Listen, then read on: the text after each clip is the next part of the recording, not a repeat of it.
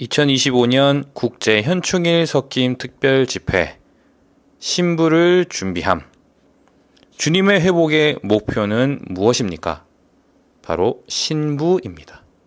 전체 제목은 신부를 준비함입니다.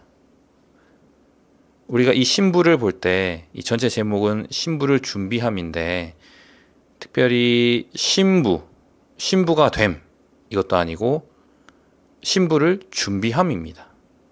이것은 우리가 신부가 될 뿐만 아니라 다른 지체들, 또 다른 이들, 또 새로운 믿는 이들이 신부가 될 수 있도록 그들에게 그리스도를 분배해야 합니다. 그들과 함께 신부가 될 수 있도록 우리는 몸의 지체들을 관심해야 합니다. 우리가 통과하고 우리가 얻은 이 그리스도를 우리가 나눠 주어야 합니다. 그래서 그리스도가 분배될 때 우리는 은혜의 청지기 직분에 우리가 신실해질 수 있고 우리가 누린 그리스도를 말해낼 때 우리는 거기에서 말해내는 것을 통해서 성도들이 목양을 받는 것을 우리는 알고 있습니다. 우리는 신부를 준비해야 합니다. 먼저 우리가 본으로 제시되어야 합니다. 그러려면 우리가 왜 주님의 회복 안에 있고 주님의 회복의 목표는 왜 신부인지 도대체 이 신부가 얼마나 중요한지를 우리는 이번 현충일 석김 특별 집회를 통해서 보아야 하는 것입니다. 본 이후에 우리의 생활 가운데 주관적으로 체험해서 이것을 살아 나타내야 하는 것입니다. 주님을 사랑함으로 우리는 헌신된 이들로서 대가를 지불하여 몸의 건축을 위해 한마음 한뜻 안에서 주님의 다시 오심을 예배하기 원합니다. 주님의 회복의 목표는 신부입니다. 우리가 결혼잔치에 참여하기 위해서는 반드시 결혼 예복이신 그리스도를 체험해야 하는 것입니다. 이 체험은 어디로 이끕니까? 건축으로 이끕니다. 메시지 2번의 제목은 신부의 건축입니다. 이 신부를 준비함의 이 6개의 메시지가 우리가 볼 때에 신부의 건축, 성숙, 아름다움, 의를 볼 수 있습니다. 이것은 신부의 특징일 수도 있고 목표일 수도 있으며 의미 또는 자격일 수도 있습니다. 그러나 이 신부는 마지막 6번째 메시지에 단체적인 전투원인 신부임을 우리는 보아야 합니다. 우리가 혼자 어떻게 신부가 준비되는 이런 부분이 아닌 메시지 6번에 보시면 단체적인 전투원인 신부인 것입니다. 우리는 몸을 고려해야 합니다. 성경의 계시록의 19장 7절과 8절을 선포하겠습니다. 우리가 기뻐하고 크게 기뻐하며 그분께 영광을 돌립시다. 왜냐하면 어린 양의 결혼날이 다가왔고 그분의 아내도 자신을 준비하였기 때문입니다. 신부는 빛나고 깨끗한 세마포 옷을 입게 되었는데 그 세마포 옷은 성도들의 의입니다. 우리는 그리스도의 이 심판대에서 이런 보상을 위한 심판이 있은 이후에 이어지는 일은 어린 양의 결혼임을 우리는 알고 있습니다. 그 다음에 적그리스도와 큰 바빌론의 멸망이 있습니다. 그 결과로 하나님의 다스림, 곧 하나님의 왕국이 오는 것입니다. 이것이 구원받은 큰 무리가 즐거워하면서 할렐루야를 외치며 찬양하고 24 장로와 4 생물이 그들과 함께 하나님을 찬양하는 이유인 것입니다. 이 왕국, 하나님의 다스림, 이것은 어린 양의 결혼과 관계가 있습니다. 어린 양의 결혼은 하나님의 신약 경륜이 완성된 결과인 것입니다. 신약에서 하나님의 경륜은 그리스도의 구속과 신성한 생명을 통하여 그리스도를 위한 신부, 곧 교회를 얻는 것입니다. 모든 세계에 걸쳐 성령께서 끊임없이 일하심으로 이 목표는 이 시대가 끝날 때에 성취될 것입니다. 그때의 신부, 곧 이기는 믿는 이들이 준비될 것이며 하나님의 왕국도 오게 될 것입니다. 놀랍지 않습니까? 그때에 신부, 곧 이기는 믿는 이들 준비될 것이며 하나님의 왕국도 오게 될 것입니다. 우리는 주님의 다시 오심을 준비해야 합니다. 신부를 준비해야 합니다. 주님의 다시 오심을 위해 우리는 오늘 이 시대에 이기는 믿는 이들로서 신부로서 발견되어야 합니다. 특별히 이번에 신부의 건축에 있어서 배경이 되는 말씀을 함께 살펴보겠습니다. 창세기 2장 22절입니다. 여기 보시면 여호와 하나님께서 그 사람에게서 빼내신 갈빗대로 여자를 건축하시고 그 여자를 그에게 데려가셨다라고 말하고 있습니다. 여기에서 하와가 창조되었다고 말하지 않고 건축되었다고 말합니다. 아담의 옆구리에서 빼낸 갈빗대로 하와가 건축되었다는 것은 교회가 부활 생명으로 건축된다는 것을 보여주는 예표입니다. 이 부활 생명은 해방되었는데 십자가의 죽음을 통하여 해방되었습니다. 그리고 부활 안에서 믿는 이들 안으로 분배된 생명인 것입니다. 참 하와인 교회는 모든 믿는 이들 안에 계신 그리스도의 총체입니다. 오직 그리스도의 부활 생명과 함께 그리스도에게서 나온 것만 그리스도의 짝과 배필인 그리스도의 몸이 될 수 있습니다.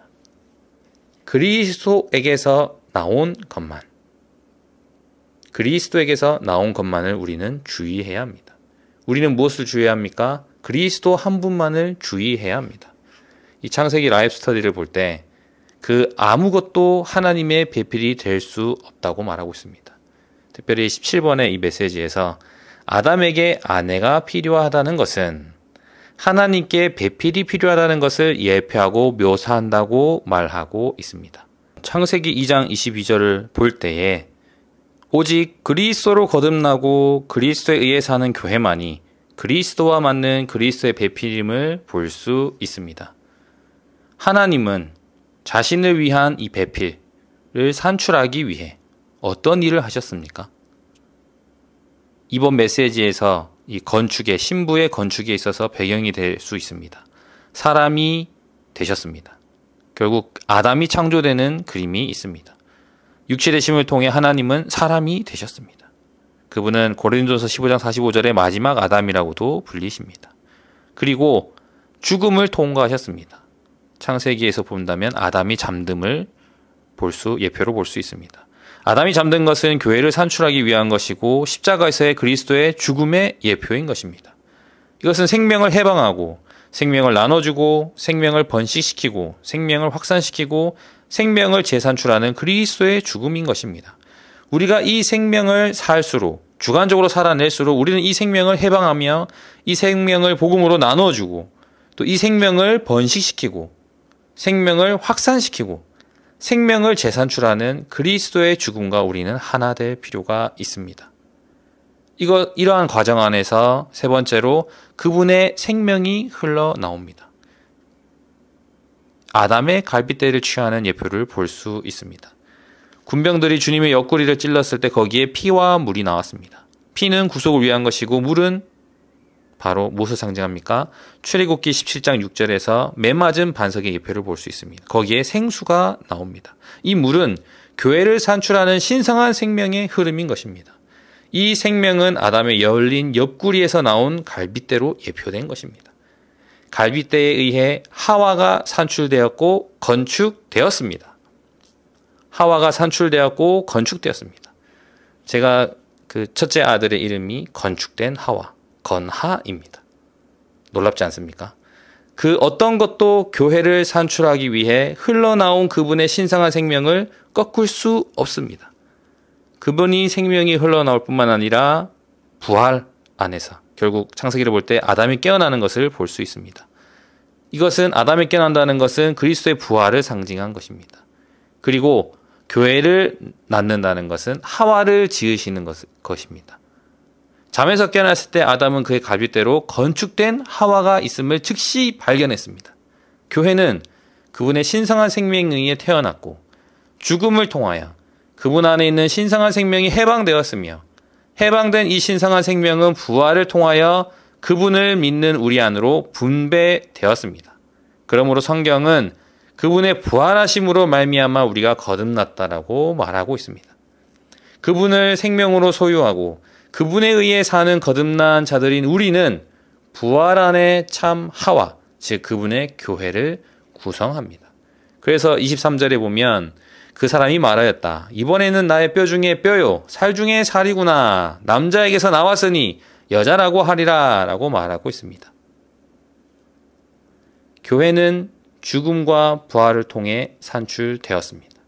교회는 그리스도에게서 나옵니다. 교회는 그리스도와 하나 될 수 있습니다. 교회란 무엇입니까? 교회는 그리스도의 일부이며 바로 그리스도 자신인 것입니다.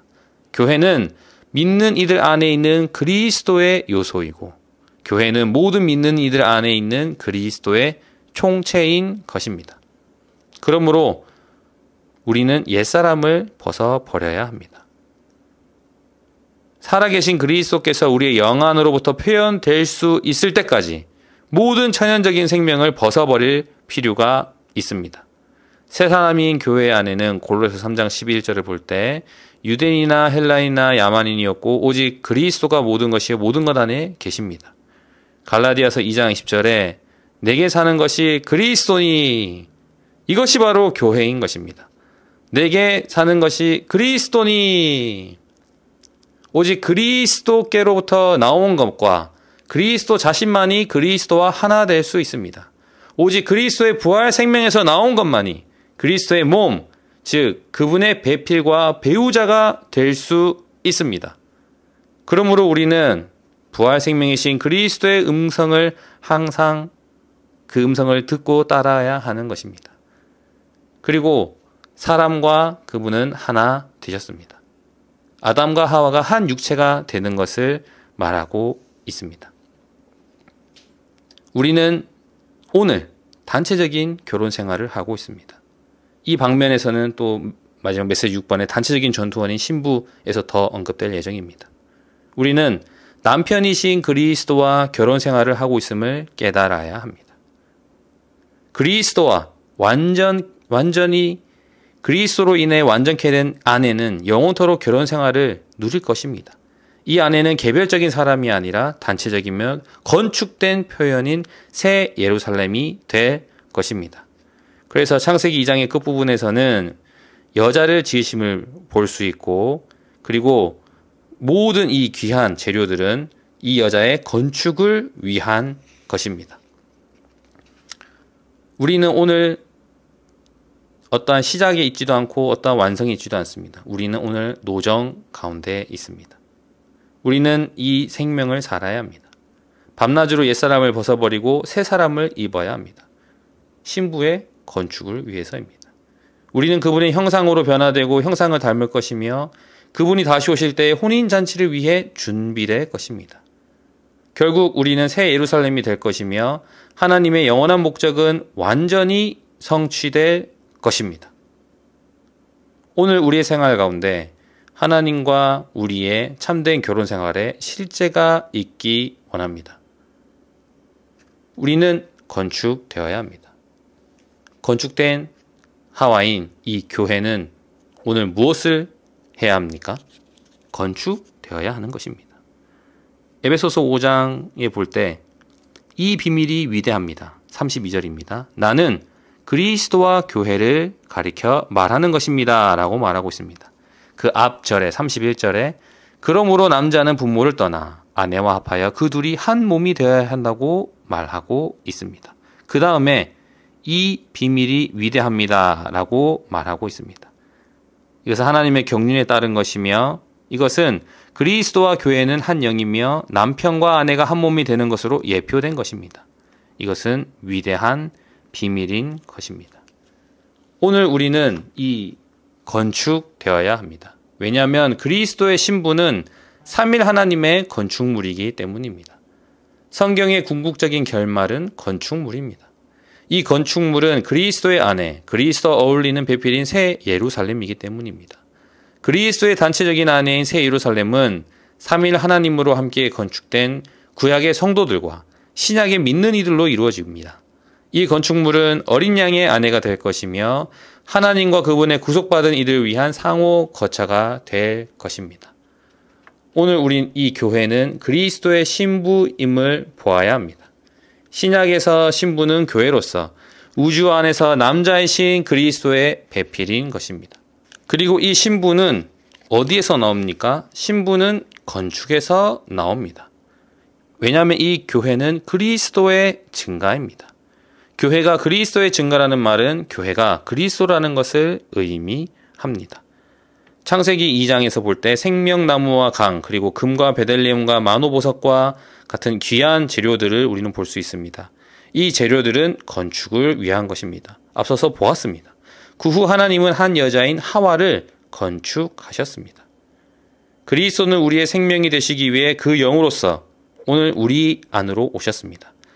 한편으로 그분은 우리를 보석들로 변화시키기 위해 우리 안에서 일하고 계시며, 다른 한편으로 그분은 그분 자신과 우리를 사용하여 거처를 건축하고 계십니다.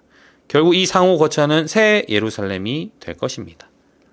하나님은 그분 자신을 사람 안으로 건축하시고 사람을 그분 안으로 건축하기를 원하십니다. 이것이 바로 하나님의 목표입니다. 신부의 건축은 하나님의 목표입니다.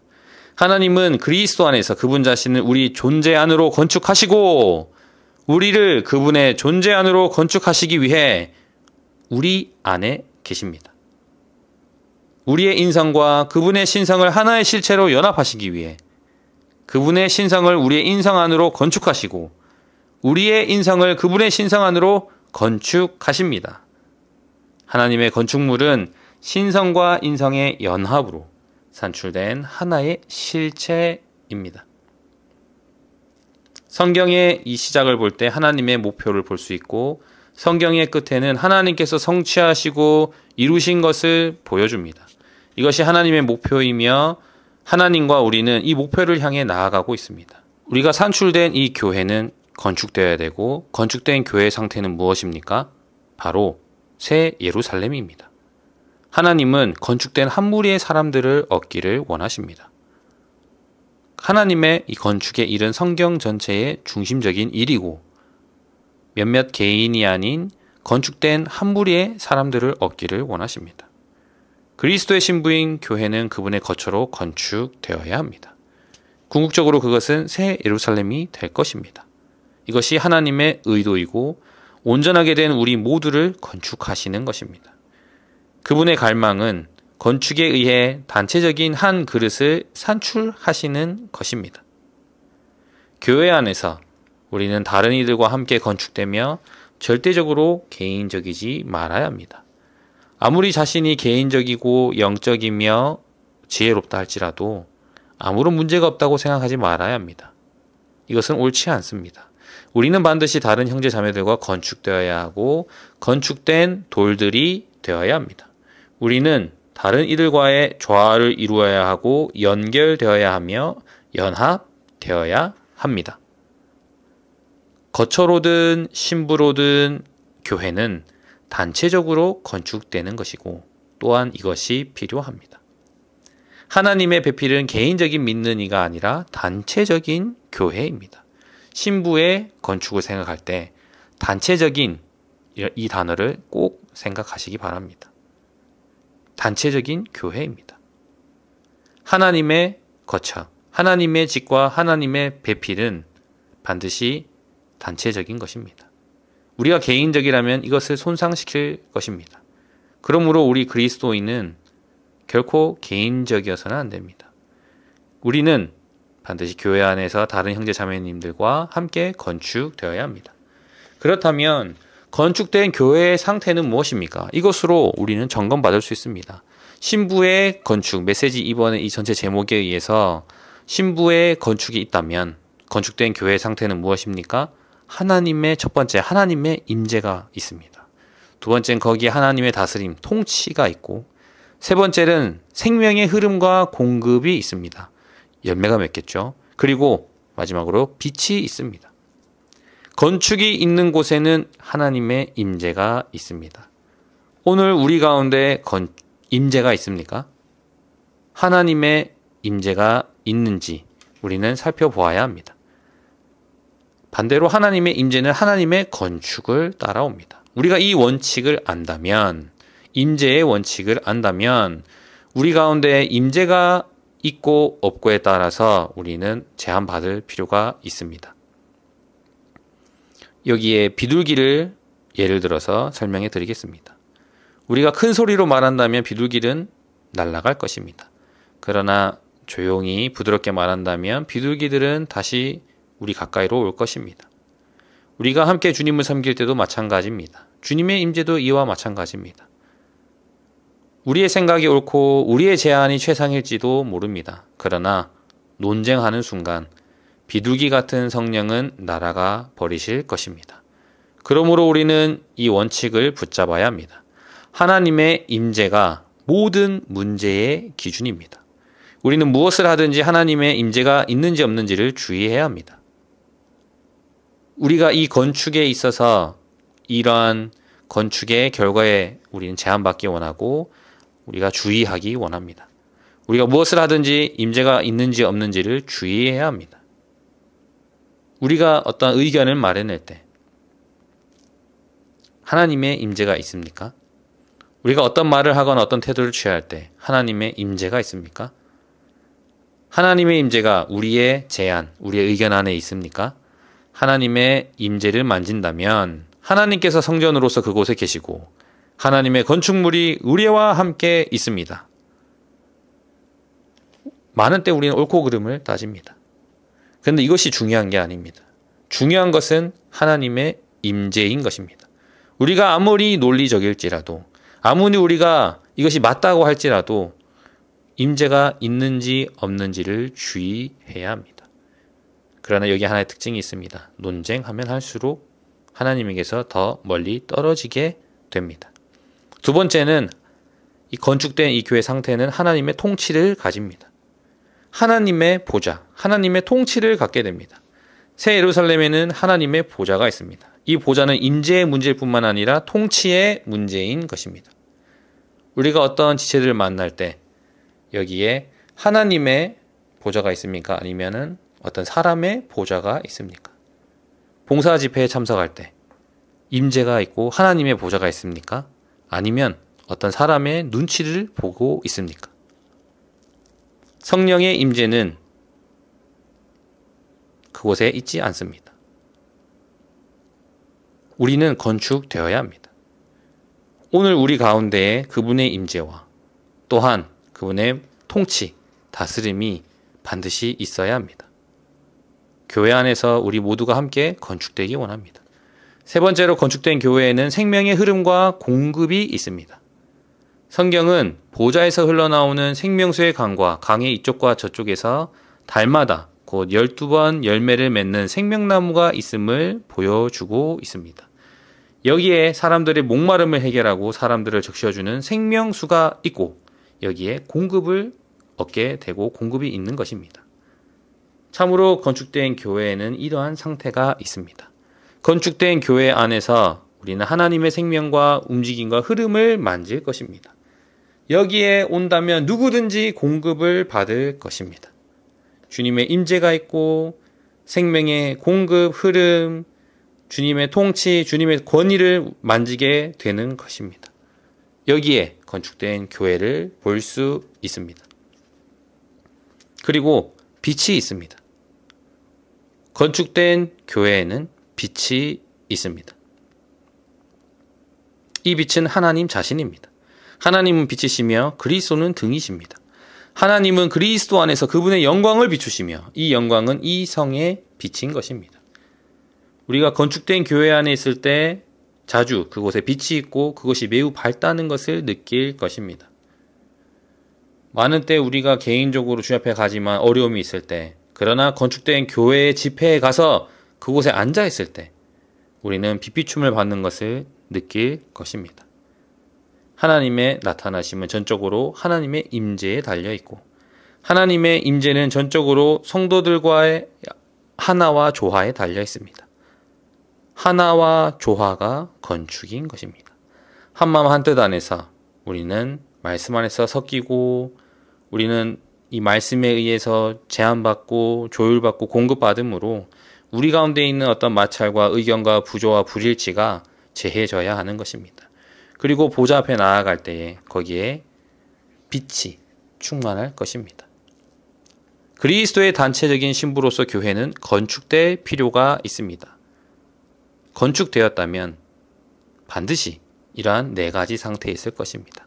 하나님의 임재가 있을 것이고 하나님의 다스림이 있을 것이며 생명의 흐름과 공급이 있고 마지막으로 하나님의 빛이 있을 것입니다. 여기에 하나님의 놀라운 표현, 그분의 영광이 나타날 것입니다. 우리가 이러한 상태를 갖고 있다면 우리가 건축되었음을 입증하는 것입니다. 이 건축 안에서만 하나님의 이 모든 축복을 우리는 가질 수 있습니다. 이것이 오늘 우리의 필요이자 축복인 것입니다. 이제 개요에 가서 신부의 건축에 있어서 로마서 1번은 창세기 2장 22절을 근거해서 말하고 있는데 그리스도의 신부는 삼일 하나님의 건축물이다 라고 말하고 있습니다. 이 건축물은 성경 전체의 중심적인 문제로서 갈빗대로 여자를 건축하시고 그 여자를 그에게 데려가셨다라고 말하고 있습니다. 여기에서 우리는 건축 계획의 청사진을 볼 수 있습니다. 하나님의 갈망을 볼 수 있습니다. 하나님의 갈망은 그리스도를 우리의 내재적인 조성 안으로 건축하셔서 우리의 온 존재가 그리스도로 재조성되게 하시는 것입니다. 이러한 방식으로 하나님은 그분의 형상 안에서 그분을 표현하고 그분의 권위를 갖고 그분을 대표할 단체적인 한 사람을 얻으실 수 있습니다. 그리고 우리가 단체적인 신부인 이 새 예루살렘이 될 때 하나님의 목적의 이 두 방면을 성취할 것입니다. 첫째로 새 예루살렘은 하나님의 영광을 위해 하나님의 완전한 형상 안에서 하나님을 완전히 표현할 것입니다.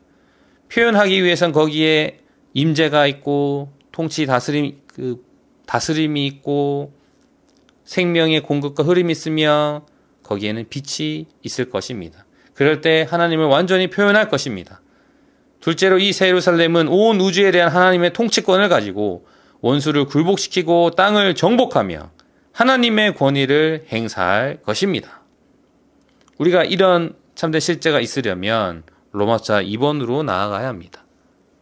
하나님과 그분의 백성이 하나 되기 위해서는 반드시 이 둘의 사이에 상호적인 사랑이 있어야 합니다. 여기에 아담과 하와가 나오고 또한 상호적인 사랑이 나옵니다.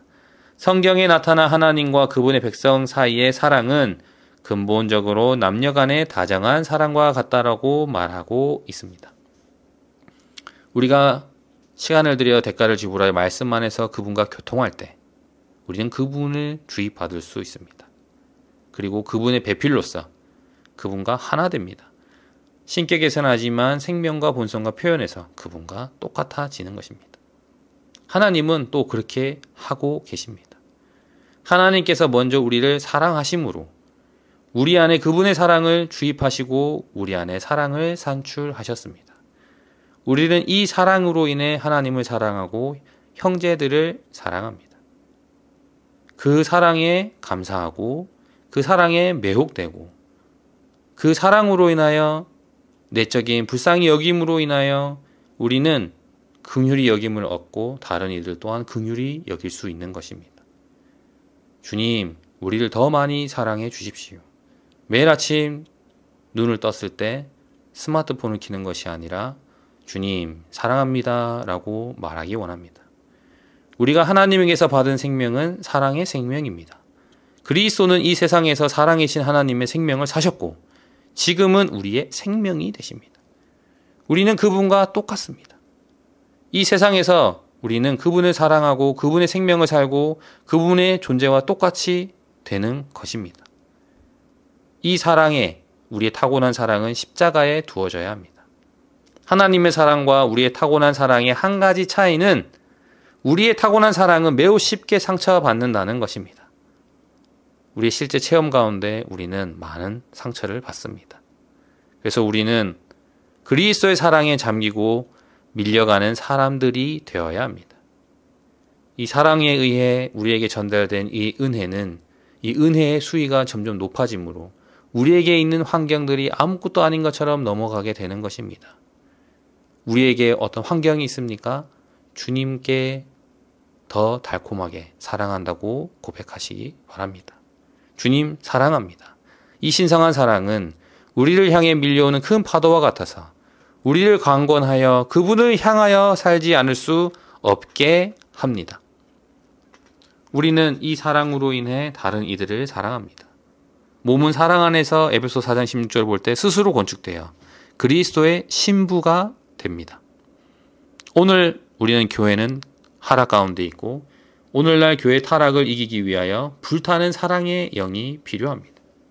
지식은 교만에 빠지게 하지만 사랑은 건축합니다. 우리가 신성한 생명을 얻을 수 있도록 주 예수님께서 그분의 혼생명을 버리신 것처럼 우리도 이와 같아야 합니다. 그리스도의 신부를 준비하는 몸의 생활을 실행하면서 형제들을 사랑하고 그들에게 생명을 공급할 수 있도록 우리의 혼생명을 잃어버리고 자아를 부인해야 합니다. 자아 파쇄와 영의 해방을 읽어보시기를 추천드립니다. 사랑은 그리스도의 유기적인 몸인 교회를 건축하기 위하여 우리가 무엇이 되든 무엇을 하든 가장 뛰어난 길입니다. 또한 이 사랑은 오늘날 우리의 실행적인 움직임 안에서 복음에 가장 합당한 것입니다. 첫째가 하는 사랑으로 주님을 사랑하는 것입니다. 이것이 복음의 목표입니다. 창세기 2장 21절에 여호와 하나님께서 그 사람을 깊은 잠에 빠지게 하시자 그가 잠이 들었다. 하나님께서 그 사람의 갈빗대 하나를 빼내시고 그 자리를 살로 메우셨다라고 말하고 있습니다. 잠에서 깨어난 즉시 아담은 그의 갈빗대로 건축된 하와가 있음을 발견했습니다. 이것은 죽음을 통하여 그리스도 안에 있는 신성한 생명이 해방되었고 해방된 이 신성한 생명은 그분의 부활을 통하여 그분을 믿는 우리 안으로 분배되었습니다. 그리스도를 생명으로 소유하고 그분으로 말미암아 사는 거듭난 사람들은 부활 안에서 참된 하와인 그분의 교회를 구성합니다. 이들은 그리스도께 속하고 부활에 속하고 하늘에 속합니다. 교회는 그리스도의 것이고 부활의 것이며 하늘의 것입니다.